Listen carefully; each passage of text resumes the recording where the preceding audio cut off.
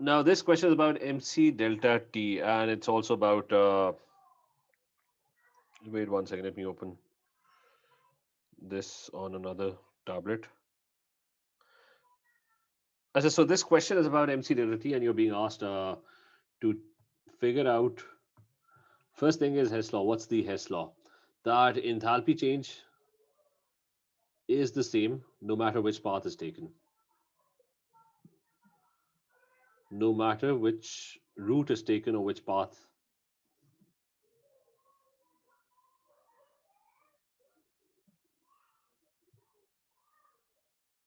So it doesn't really matter how you get the products.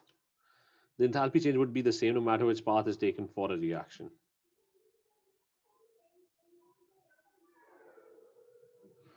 Now the next question is, in order to determine the enthalpy change of thermal decomposition of potassium, hydrogen, carbonate, two separate experiments were carried out. And in the first experiment, you're being asked to construct the ballast equation. So there is K2CO3 and its reacting is added to the acid, which is hydrochloric acid in this case. So you need to figure out the reaction. It's going to be K2CO3 reacting with hydrochloric acid, which is HCl. And the product would be a salt, which is KCl in this case. Okay, salt is produced when the H gets replaced by the metal ion. Plus, it's going to be water and carbon dioxide. Plus carbon dioxide. And to balance this equation, there should be two KCl's and there should be two HCl's, and this is now looking like a balanced equation. अच्छा उसके बाद you're being asked calculate the quantity of heat produced in the experiment once stating your units and relevant data from the data booklet. Assume that all solutions have the same specific heat capacity as water. This is already, we've already spoken about this, that whenever you have any solution, you're going to assume that it has the specific heat capacity of water. So we just need to apply Q is equal to MC delta T and with a minus sign. So what is delta T? 21 to 26.2. So delta T over here is going to be, what do we get? 26.2 minus 21.0. So make sure you follow the significant figure notation. Even when you're writing down the workings, make sure if it's 21.0, write 21.0 because significant figures show the accuracy. That this shows that you're accurate up to this point. So don't write 21, just write 21.0. So this comes out to be 5.2, I think. It's 5.2. Delta T is 5.2. Specific capacity is going to be taken for water. That's given in the data booklet. It's 4.18. Delta T is 5.2. And what is M? M over here. So it's a 30 cm cube solution in which he's adding 0.02 moles of potassium carbonate. So I told you that the volume. I told you that if a solution is mostly water, the volume of the solution is basically equal to grams. So what is M? Cm cube is basically the same as grams. So if you have cm cube, it's going to be 30 cm cube would be equal to 30 grams. So let me stress this point again. Whatever the volume of the solution is, that is going to be the mass of the solution as well. So cm cube, just convert that into grams and you're going to get the mass. So try and do this calculation. Tell me what the answer is. Take out your calculator. It's going to be 30 star 4.18. 652.08. Okay, so you're getting 652. Point 652.08. 0.08 kilojoules. Achha, now one thing I told you about this answer is that if your values that they've given you are accurate up to three significant figures, that shows accuracy. 30.0 means that he's accurate up to the third significant figure. All these values are accurate up to three significant figures, even the moles, 0.02, 00. So that means three significant figures. So make sure that your answers are also accurate up to three significant figures. Because the fourth significant figure, you don't know what the accuracy is.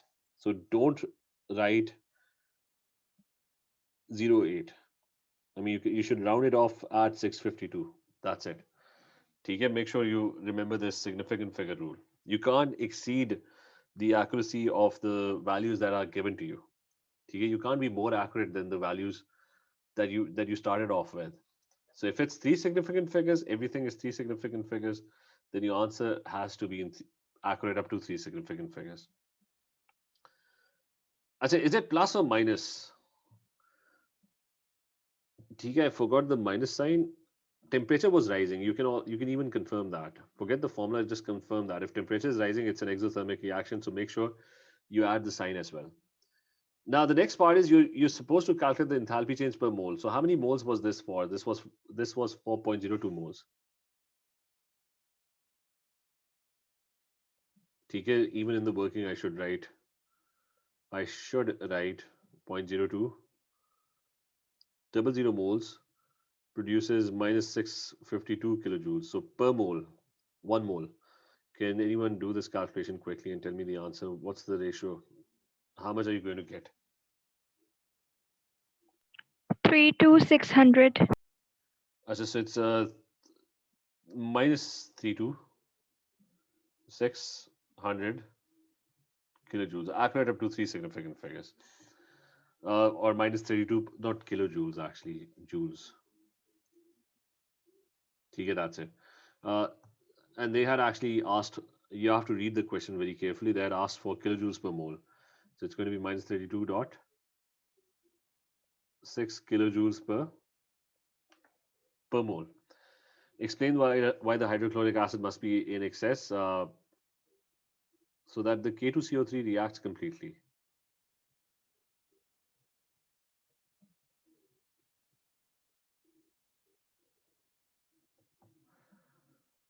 So anyway, so the whole point is you had this reaction over here, and you found the enthalpy change per mole minus 32.6 kilojoules per mole. I mean per mole of K2CO3. Like if 1 mole reacts, then this is the amount of energy that's going to be released. The second part of the question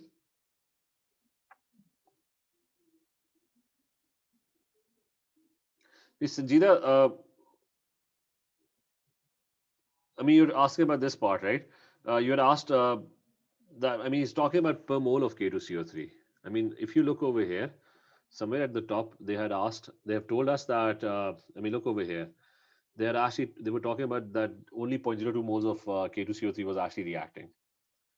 So the energy change that we calculated minus 652, that was 4.0200 moles. So they were asking the enthalpy change per mole. So you use ratios that for 0.02 moles, you get this amount of energy. For 1 mole, you're going to get this amount of energy, and put that as equal to x, and you can cross multiply, use ratios, and you're going to get minus 32,600 joules of energy. Sanjita, is this point clear?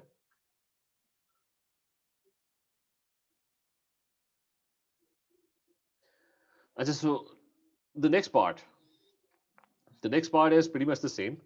It's exactly the same actually, except that now he's using potassium hydrogen carbonate. So quickly going over this, potassium hydrogen carbonate is being reacted with the HCl.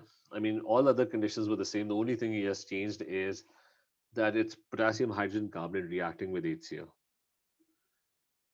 So it's going to produce the same thing. It's going to produce KCl plus water plus carbon dioxide. So it's again a carbonate plus acid reaction. And you're going to get the same thing, except that this equation over here is already balanced. Calculate the quantity of heat absorbed. Now it's an endothermic process because the temperature is dropping 21 to 17.3. So what is it? It's delta T would be, I think it's, what is it going to be? 21, 17.3 final minus initial. So 17.3 minus 3.7. that's minus 3.7. It is minus 3.7. So M is going to be 30 grams because it's the same solution, 30 cm cube. It's 4.18, and I mean it was minus mc delta t multiplied by delta t, which is minus 3.7. Okay, because of the minus sign, it's automatically endothermic. So you're going to calculate Q. Tell me what the value is. 464. Okay, so you're getting 464 and it's a positive value. Okay, make sure you write plus, and it's in joules, 464 joules. And the next part is he's asking you to find per mole, and it's again the same. It's zero point 0.02 moles. So this is the energy that is calculated for 0.02 moles. So 0.02 moles of K8CO3 that produces how much energy plus 464. So 1 mole would produce how much? Tell me what the answer is. 23200. So, and it should be in kilojoules. So it's 23.2 kilojoules. Yes. Achha, so it's 23.2 kilojoules. That's it. Achha, so you have two reactions. This is, I mean, you underline this reaction. So you have figured out the enthalpy change of this reaction per mole. Now the next part is tricky. So we have two reactions. One is K2CO3 reacting with HCl, and we know the enthalpy change. The other one is K8CO3 reacting with HCl, and we also know the enthalpy change for this. It's plus 23.2. Let me write it over here. Okay, so we've written that down. Now he's asking that you need to use Hess law to figure out the enthalpy change for this particular reaction. So how are you going to do that? The way you're going to do this is that we know. I mean, remember, what does the Hess law state? Hess law states that the enthalpy change. This is the enthalpy change we need to figure out. Hess law simply states that if you take another route, the enthalpy change would be exactly the same. So we need to figure out this other route. So we did two reactions. One of them was that KHCO3 was reacting with HCl. So reacted with HCl, and what do you get? You get KCl plus H2O plus. One second. So you got KCl plus H2O plus carbon dioxide, right? And it's going to be 2 carbon dioxide. And you would have to react 2 HCls with it. Okay, so I'm creating this other path. I mean, it's a reaction with 2 HCl molecules. I mean, it's basically, let's go back and have a look at this reaction. 2 KHCO3 reacting with 2 HCls to produce 2 KCls plus 2 H2Os plus 2 carbon dioxide. So it's going to be, the enthalpy change would be multiplied by 2. It's going to be 23.2 multiplied by 2. Go back to this. The enthalpy change of this reaction would be plus 23.2, and it's going to be multiplied by 2. So this is one reaction that we know. We know the enthalpy change, and we figured out that this is going to be produced. And then we also did another reaction. Another reaction that we did was that reaction involved K2CO3. That if you react K2CO3 with the HCl and with 2 HCls, you're going to get exactly the same thing. I mean, in both cases, I mean, let's go and have a look at the other reaction, whose enthalpy change we already figured out. This reaction over here. That if you have K2CO3 and you reacted with 2 HCls, you get 2 KCls plus water plus CO2, so it's minus 32.6. So this is the other path we can take. That in my products, I have K2CO3. Sir, I can't understand this part. I don't know what Hess's law means. As I think we can actually do a few questions just for revision for Hess law. ठीक है मैं थोड़ा सा just let me give you an idea a little bit. The idea is ठीक है, just a brief introduction for Hess law. ठीक है, and the others have also done this, but it's very difficult to actually. Hess law is a very difficult part of the whole energetics chapter. Okay, we can have an extra class for this on Saturday as well. So you have, I'll just briefly describe what Hess law is. That carbon reacts with oxygen to produce carbon dioxide. So this is one way of doing a particular reaction, and the enthalpy change of this reaction is enthalpy change 1. Let's call it delta H1. So carbon reacting with oxygen and it produces carbon dioxide. These are your reactants and these are your products. So that's one way of doing a reaction. So you started off with carbon and oxygen and you ended up with carbon dioxide. Now you can actually form the same products by taking a different route. What you can do is that you can, instead of reacting carbon with oxygen completely, you can first produce carbon monoxide. That would leave you with half an oxygen molecule.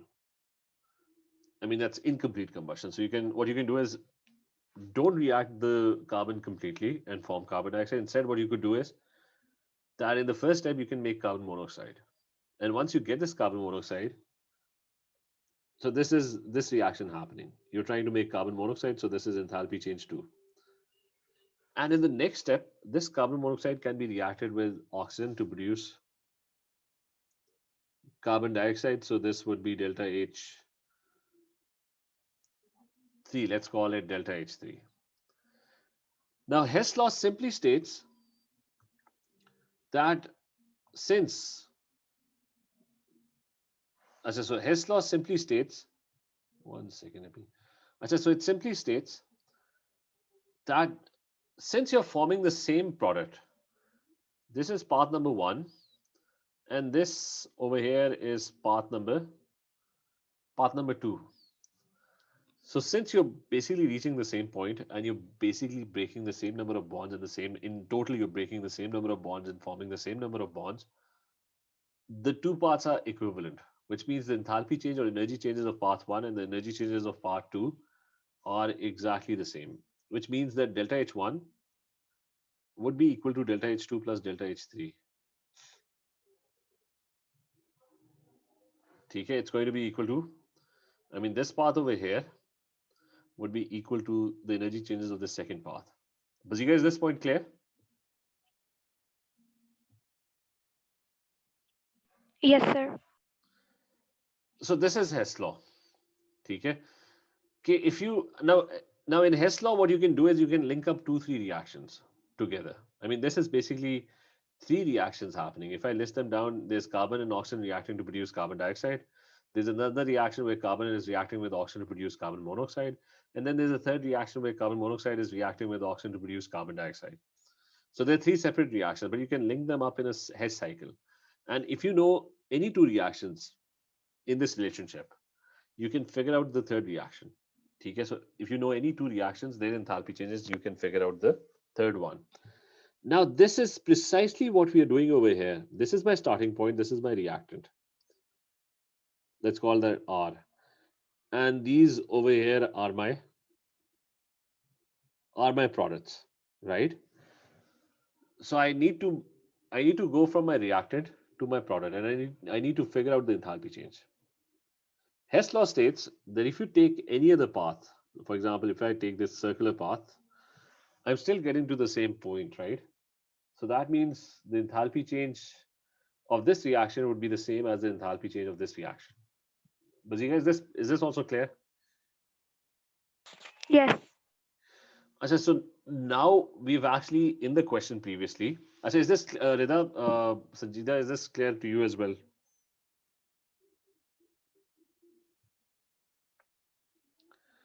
So now we did 2 reactions early on and we figured out the enthalpy changes. The 2 reactions that we did was that we have KHCO3 over here. Okay? So previously we did a reaction where KHCO3 reacts with HCl to form KCl plus water plus carbon dioxide. So there's this path over here. I can create this path. I can take KHCO3, react it with HCl, and I can form KCl and water and carbon dioxide. And I know the enthalpy change, which is 23.2, which I just calculated. But it's going to be multiplied by 2 because the one that I calculated was for 1 mole, right? But over here, I multiplied the whole thing by 2, so the enthalpy change also gets multiplied by 2. So, Bazika, is this also clear? Yes. And then I also did another reaction in which, I mean, now I have my products, right? K2CO3. And I did that K2CO3 can also react with HCl, and it can also form the same products. So there's this other path. And the enthalpy change of this green path, we need to note that down. It was calculated over here. That K2CO3 reacting with 2HCl would produce minus 32.6 kilojoules of energy. So let's go back. I mean, this path would produce minus 32.6 kilojoules of energy. Now, one thing about Hess law is that one path is equal to the other path, right? Which means I need to go from KHCO3 to this point, and from this point, I would have to change the direction of this arrow, right? Because I need to go from this point to this place, and from this place, I need to go back to this place. I mean, that's how I can form the products. So I need to go from the reactants to the products. So whenever you change the direction of the arrow of a reaction, I mean, basically reversing the reaction. Instead of K2CO3 reacting with HCl to produce this thing, I'm actually doing the opposite. I'm going in the other direction. So if you go in the other direction, the sign has to change. So if the enthalpy change was minus, now it's going to be plus. Bazika, is this part also clear? No, it's still a bit unclear. No, this part, the last part. No, my only idea was that if you're making if you're going from reactants to products, right? The enthalpy change is, let's say, minus 10 kilojoules. But if you're going back, the enthalpy change would have the opposite sign. It would be plus 10 kilojoules.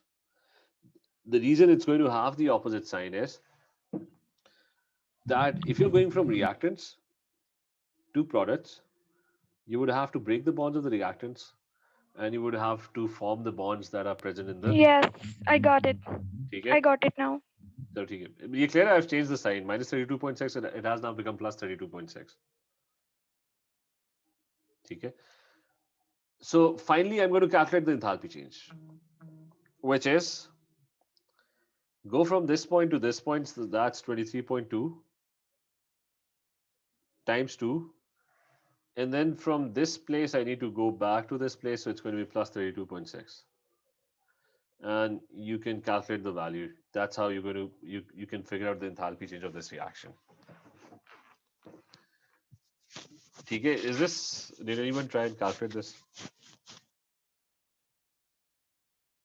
79. Okay, so it's coming out to be 79 dot what? 0. Okay, 3 significant figures. All the values, everything was given up to 3 significant figures. So your accuracy would be up to 3 significant figures. So this is the answer that you're going to get. I said, remember also that I've previously stressed many times, solving or drawing the Hess cycle is probably the toughest. I mean, these are one of the toughest questions that you're going to get in AS chemistry, in the whole of the AS syllabus. Okay, so questions like these are going to be very tough to solve. So Bazika, we can schedule a class on Hess law a little bit later. The good thing is that you don't get a lot of questions like these. Most of the questions are just pure MC delta T. Similarly, we can try and solve this question, which is what is meant by the standard enthalpy of formation of a compound. We did definitions for this. The definition basically was that it was the reaction in which 1 mole of a substance, any substance, is formed from its constituent elements. I mean, what I'm saying should be written down in words. We wrote down definitions earlier. So from its constituent elements, and the elements must be in the standard state. So for example, enthalpy of formation of water, the reaction whose enthalpy of formation of water he's talking about is the reaction in which 1 mole of water is going to be produced from its constituent elements, which are hydrogen and oxygen, and they should be in their standard states. So this over here is going to be half O2. And he's also asking why the enthalpy of formation of water is identical to the enthalpy of combustion of hydrogen. Now, enthalpy of combustion was the reaction in which 1 mole of hydrogen is going to be burned in excess oxygen. And when hydrogen burns in oxygen, it produces water. So 1 mole of hydrogen would be burned in excess oxygen. Make sure you write down the states. So why are they the same? Because they represent exactly the same reaction. I mean, enthalpy of formation of water and enthalpy of combustion of hydrogen are exactly the same reaction, which is why both values are going to be exactly the same. Formation is 1 mole of compound would be formed from its elements, and combustion of hydrogen is 1 mole of hydrogen would be burned in excess oxygen, and it's going to produce the same thing. So the two are identical reactions. So the enthalpy changes, the labels are different, but the enthalpy change values are going to be exactly identical. The next part is you need to write the reaction of calcium with water. So hopefully you know that in calcium with water produces calcium hydroxide plus hydrogen gas is given off. So this is the reaction. You just need to balance this. This would be 2 water molecules. The next part is 1 gram of calcium is placed in 200 grams of water. The temperature increases by 12.2. Specific heat capacity is also given. Now remember, in this question, the accuracy is up to 2 significant figures. So especially for this, so your answers should not exceed 2 significant figure accuracy. So we can do Q is equal to MC delta T. Mass of water is already given 200. Specific heat capacity is given 4.2, and delta T is also given as 12.2. And since the temperature increases, that means it's an exothermic reaction. So add the sign negative. What do you get? It's going to be 200 star 4.2, 12.2, and you're getting 10248. Let me just confirm. The minus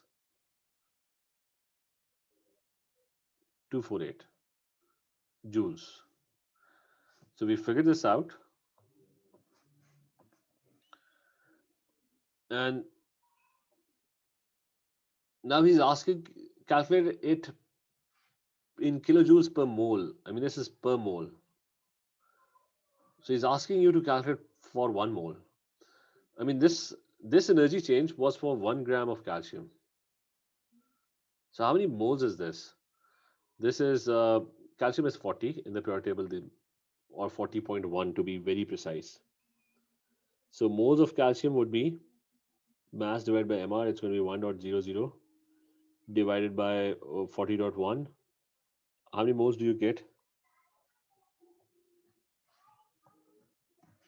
1 divided by 40.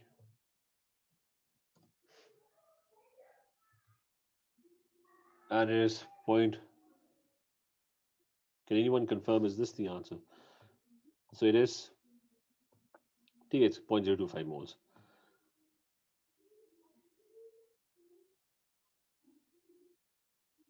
Now, if it's 0.025 moles, then the energy change that you calculated was for these many moles. I mean, what was the energy change that we calculated? It was, I think, minus 10248.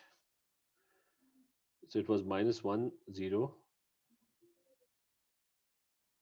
and you can use ratios and find the enthalpy change for this.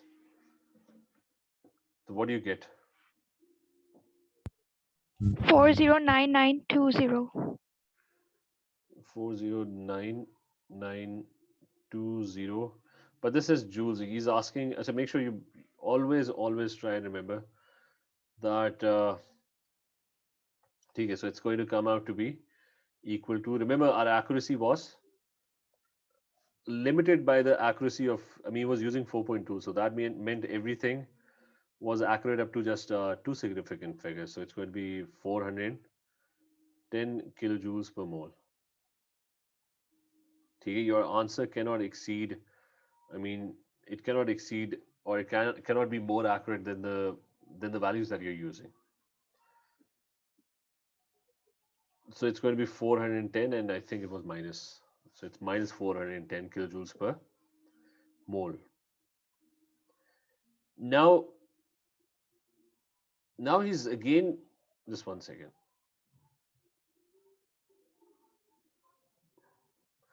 Rida, yeah, if you remember moles, I told you that, let's go back. Okay, just a little comment on significant figures. I told you that your answer, I mean, what's the, just let me quickly, what's the difference between 1.0 and 1.00? The only difference is they represent the same value, except one of them is more accurate. What this means is that the value is accurate up to the third significant figure. I mean, he's sure that the second decimal place is 0.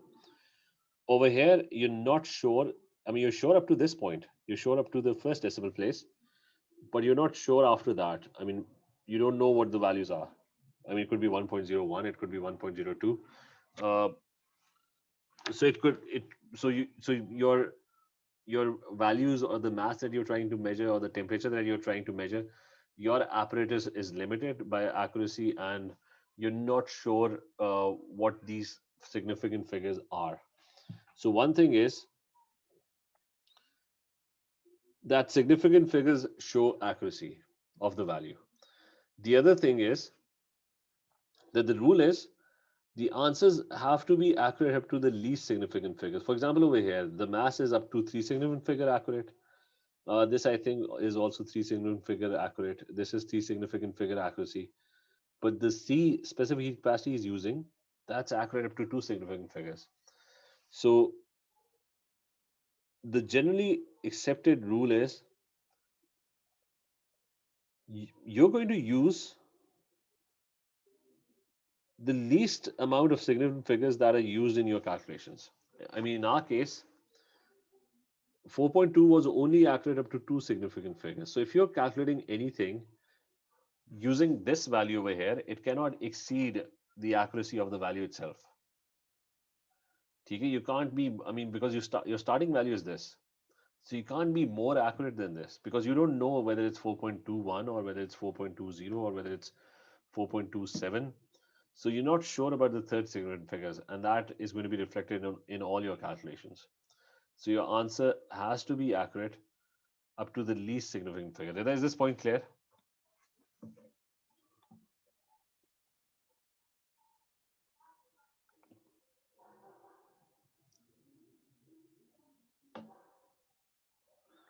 This is coming back. Let's see if you have any.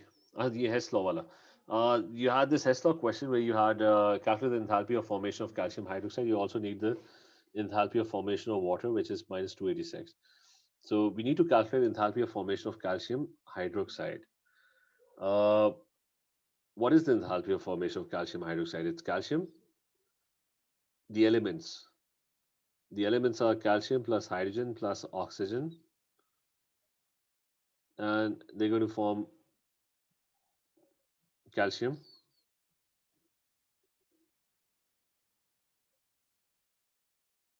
hydroxide.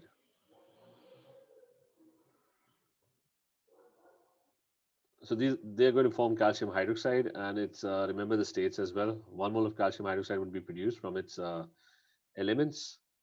So this is gas, this is gas as well, and this one is a solid. So now we need to find the enthalpy change of this reaction. I think it's a balanced equation. This has to be 1 mole. So we need to find the enthalpy of this particular reaction. What's given? Enthalpy of formation of water is given. What is enthalpy of formation of water? It is the reaction in which, so this is my starting point. So I need to create this other path, and this is where I need to end up. I need to find this other path.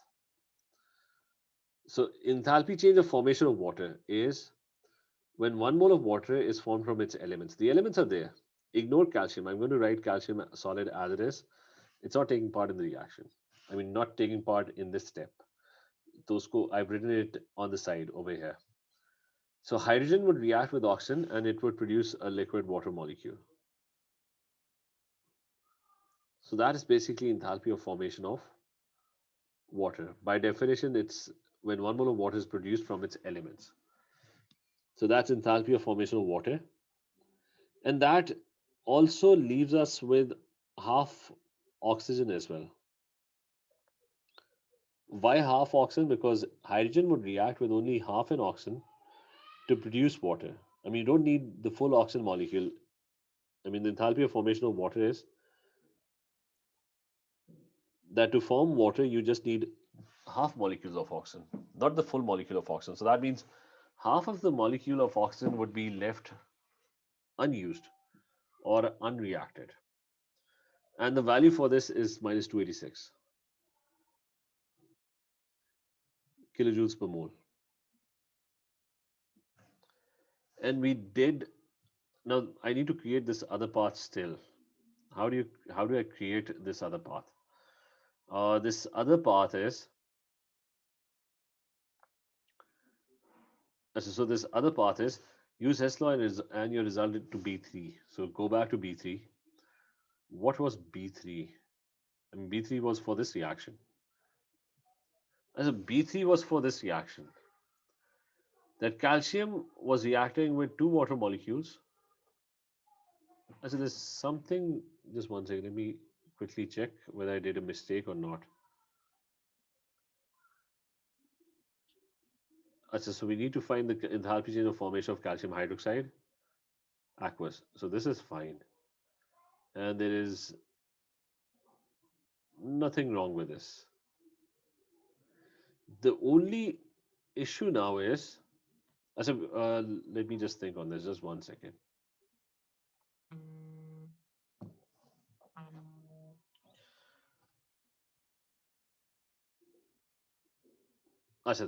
The only issue is, just one second, let me message. I have another class time. We have 5 minutes. Wait 1 minute.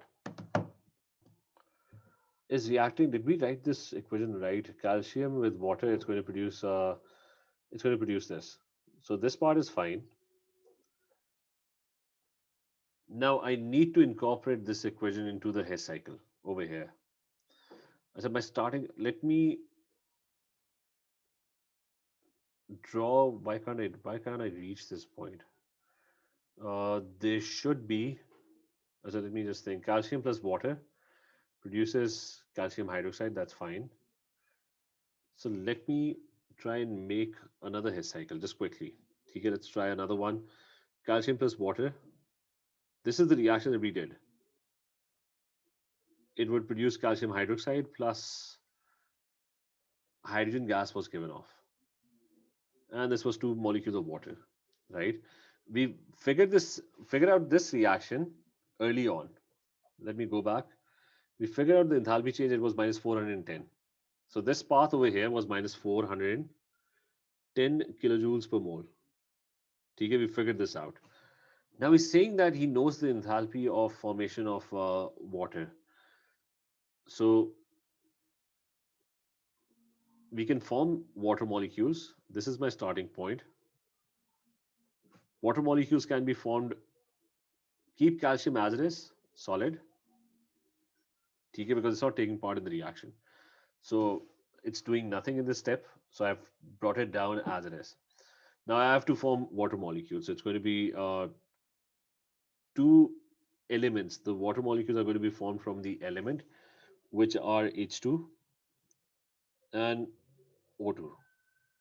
So this is enthalpy of formation of water. But it's going to be multiplied by 2 because I'm forming 2 water molecules over here. And the next part would be, the next part now makes sense. It's going to be, why do I have 1 less oxygen? Just one second. Do I have complete oxygens? Yes. Now this part is basically equal to The enthalpy of formation of calcium hydroxide. Okay. Just one second. We're running out of time as well, and this was a difficult question as well. So I'm going to explain this question in the next class as well. But now very slowly. Okay, we've made the Hess cycle. So I'm just going to go over the steps very, very quickly and very, very slowly so you can understand this. Hopefully you remember that this is the reaction that we tried to figure out. Okay, 1 gram of calcium was reacting with water molecules to form calcium hydroxide, and it was giving off hydrogen gas. So this was the reaction whose enthalpy change we calculated. In the previous step, ignore this Hess cycle. I made an incorrect Hess cycle. Remember Hess cycle, you need some trial and error. You can't get it right in the first time.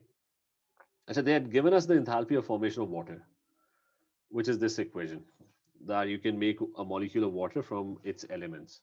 So the value was given, it was minus 286.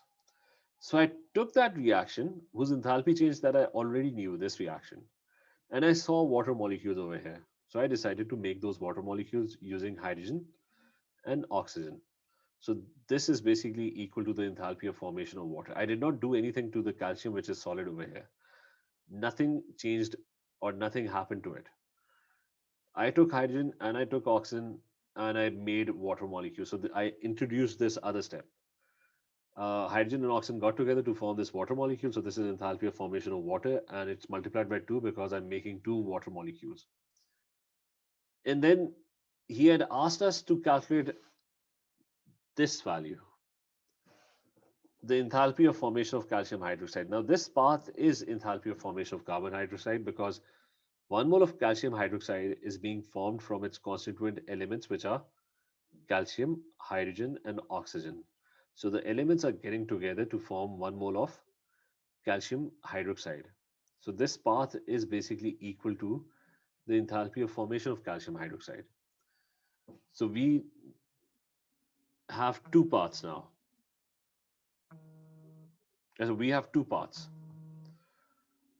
One is this one, and the other one is this one. You can make the 2 parts equal and you can find the enthalpy of formation of calcium hydroxide. Okay. As I have another class, we can discuss this. If you have any questions about this, we can discuss. This was a difficult question, but did you get some part? Bazika, you would probably be struggling with this. So we can do the Hess cycle with you later on at the end of the week. Like in Rida and Sanjida, do you get this part?